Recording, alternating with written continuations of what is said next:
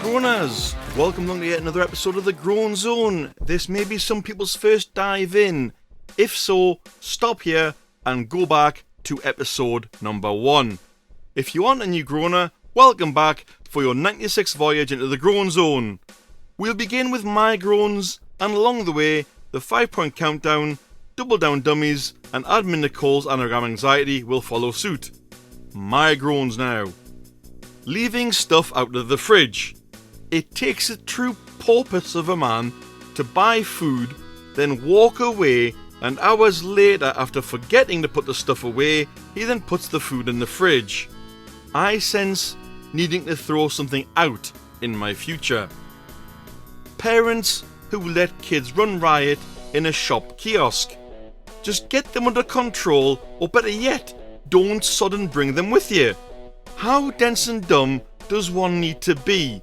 25 minutes next in line whilst little hellions tormented each other and their mum while she was trying to purchase something. People who spend pay-per-view on predetermined outcomes. Why the hell spend money on WWE? The moveset is mostly real and high-flying moves can be softened, not faked. But why spend the sodding money for Jeff's sake?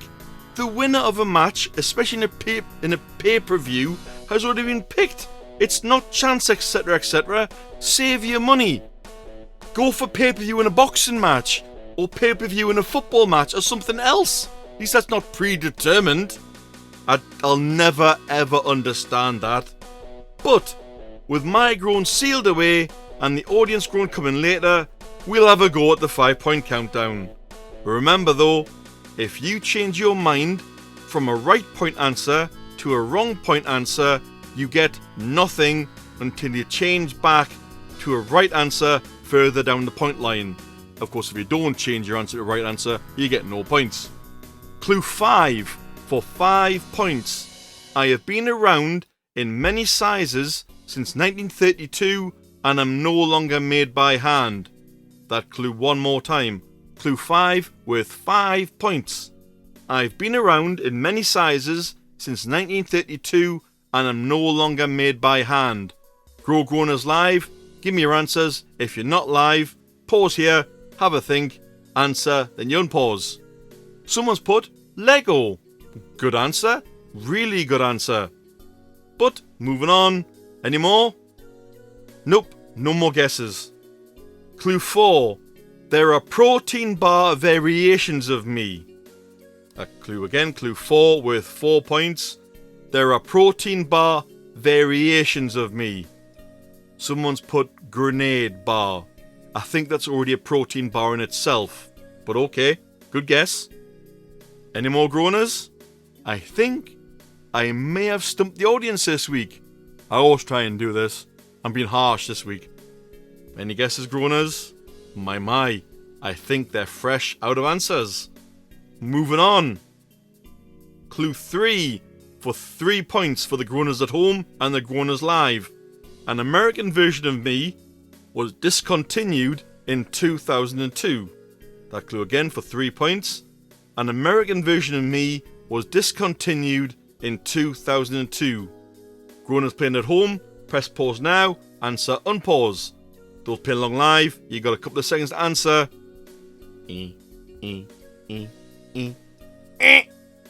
Okay, moving on. This is a really tough one this week. Clue 2 for 2 points. I was created in Slough, England. That is also where my factory is.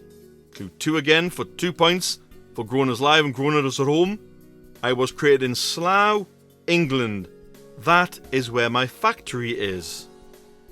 Getting 0 answers playing along live. I've really stumped everybody this week.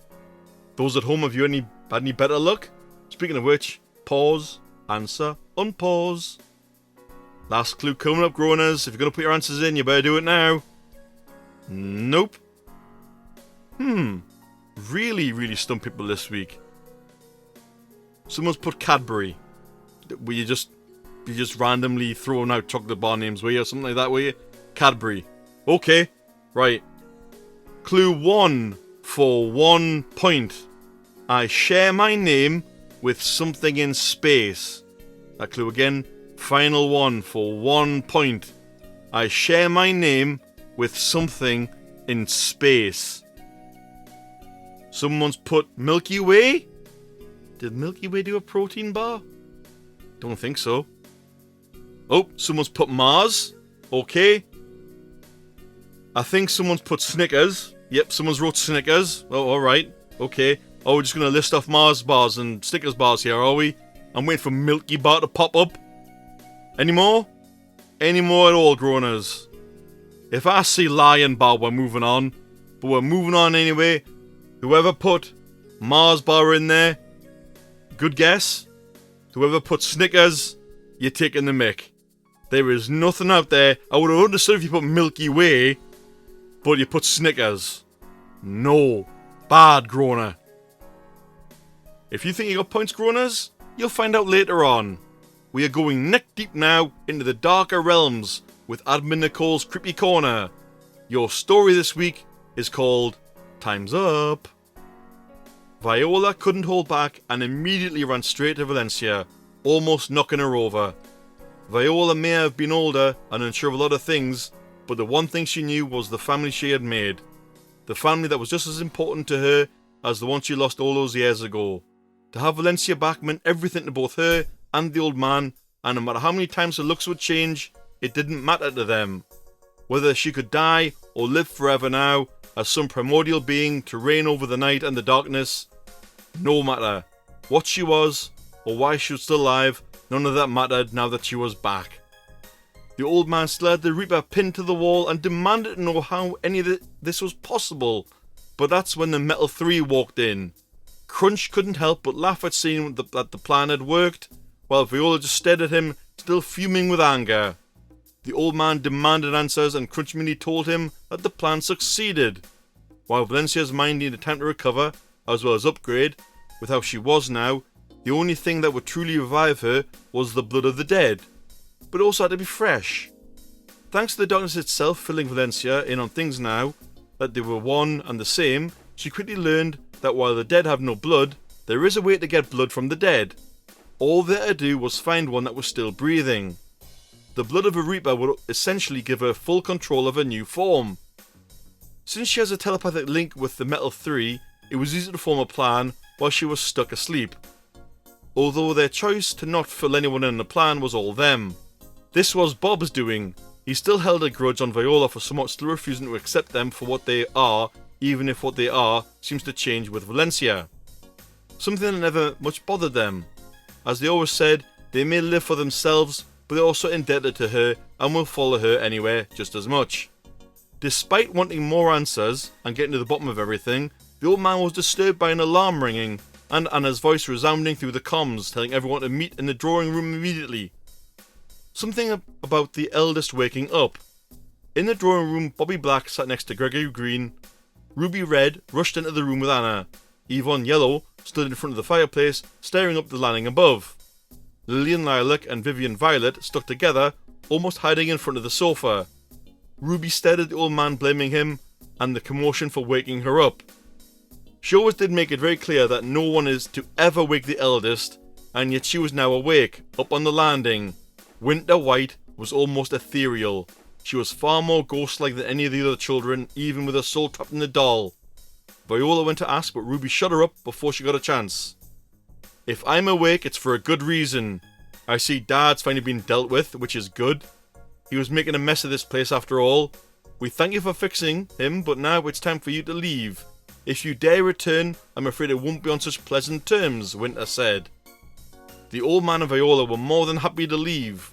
They had just about enough of this place, not to mention Coco's pregnancy was advancing faster than it should. It was hard to tell, but there was many earthquakes as expected, but also this baby won't be tearing a hole in reality when it's born since its realm already exists. A rare thing, sure, but that doesn't make it any less dangerous. The Reaper was more than happy to leave things behind, but he also had a job to do, and like many Reapers, he didn't want to report a failed collection to death itself. They may already be dead, but there's nothing saying you can only die once after all. That's when Anna stepped in, ignoring protocol and explaining what none of the children ever dared to say. The children may be dead and no longer human, but the factory is their home.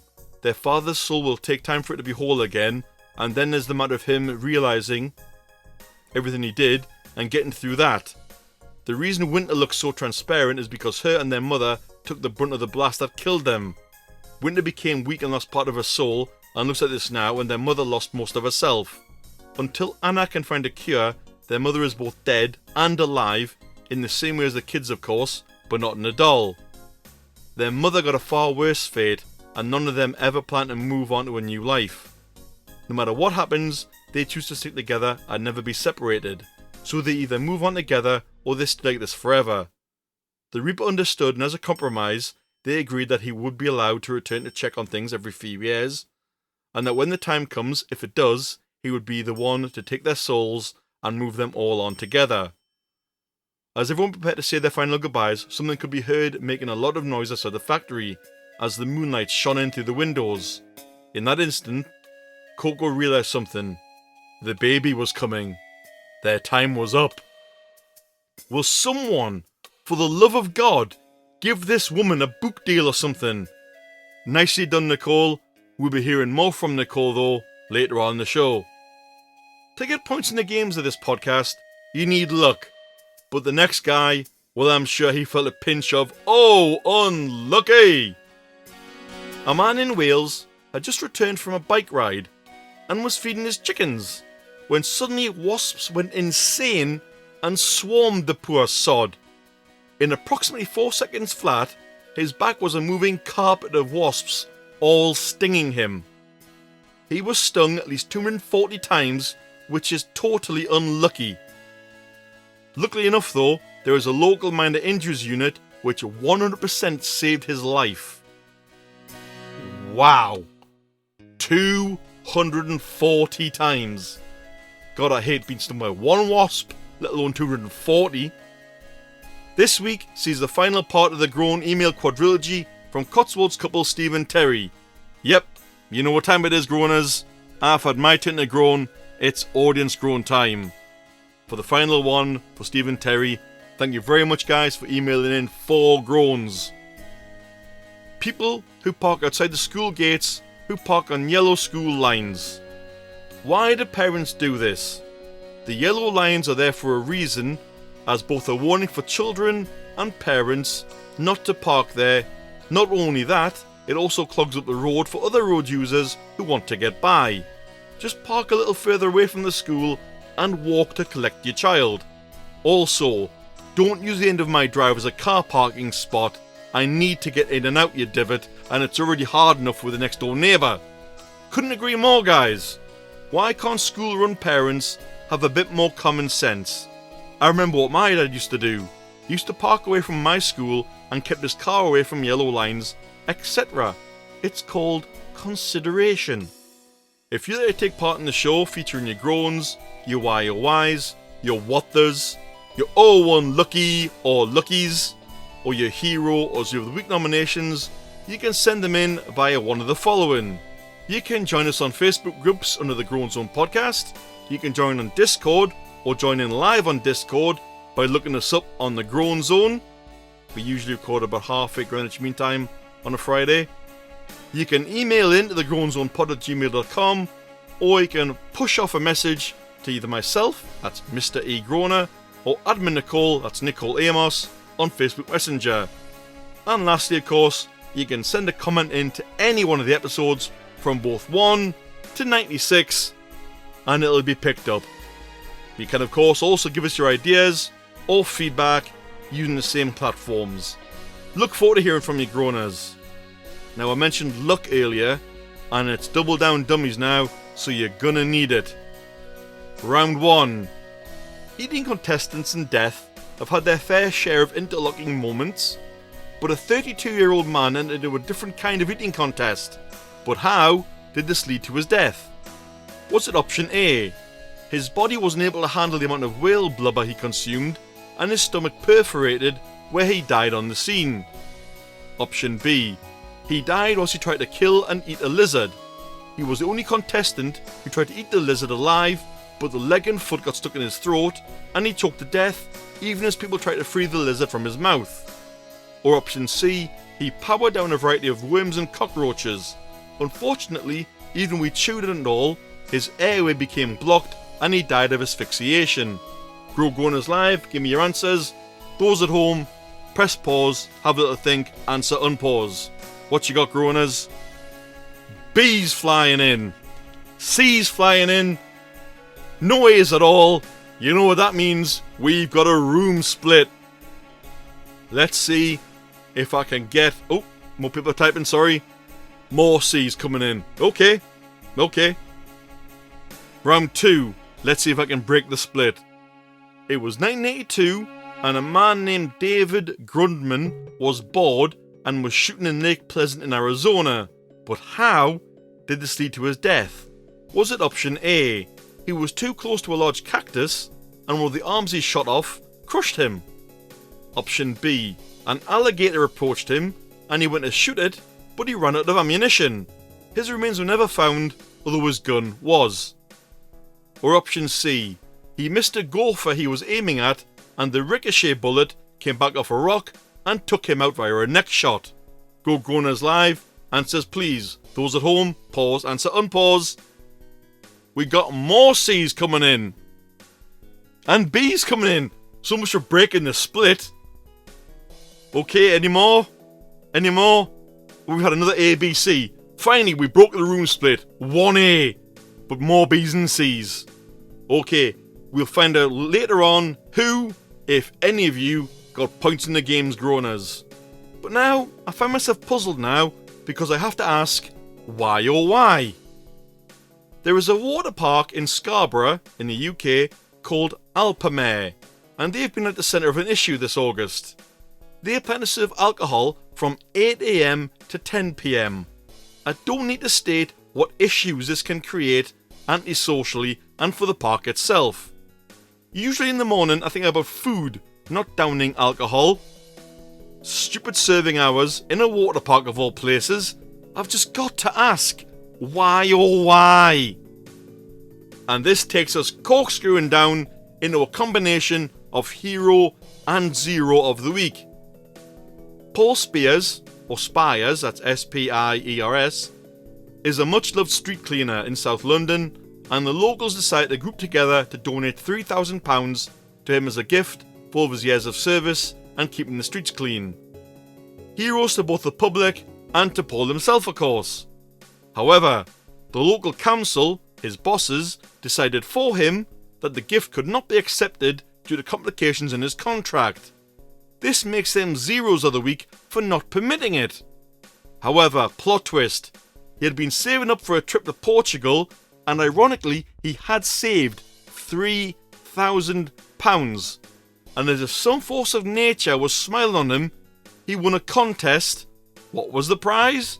A paid for trip to Portugal worth £3,000. Funny how life works out, isn't it? Just before the game answers, we hear from admin Nicole one final time for this week's episode. Your anagram is Abdel Fireside Snowplow. That sounds like a strange title for a weird book. But that's not your clue. Your clue is possibly one of the UK's most dangerous creatures. I was going to go with myself when I'm hungry, but that's not an option, and there's too few letters. Good luck, Groaners. Now for those all-important game answers. We'll start with Who the Hell Am I from last week. Your clue was, his most recent role was as a stuntman, but his last name is also the word for a young goose. The answer was, of course, Ryan Gosling. The 5-point countdown answer. The answer was, of course, a Mars bar. And double down dummies. Round 1. Your correct outcome was C. He powered down a variety of worms and cockroaches. Unfortunately, even when we chewed and all, his airway became blocked and he died of asphyxiation. But who in the bloody hell wants to be known as King Cockroach Muncher? Round 2. Your correct outcome was A. He was too close to a large cactus, and with the arms he shot off, crushed him. How in the devil... How big must this plant must have been?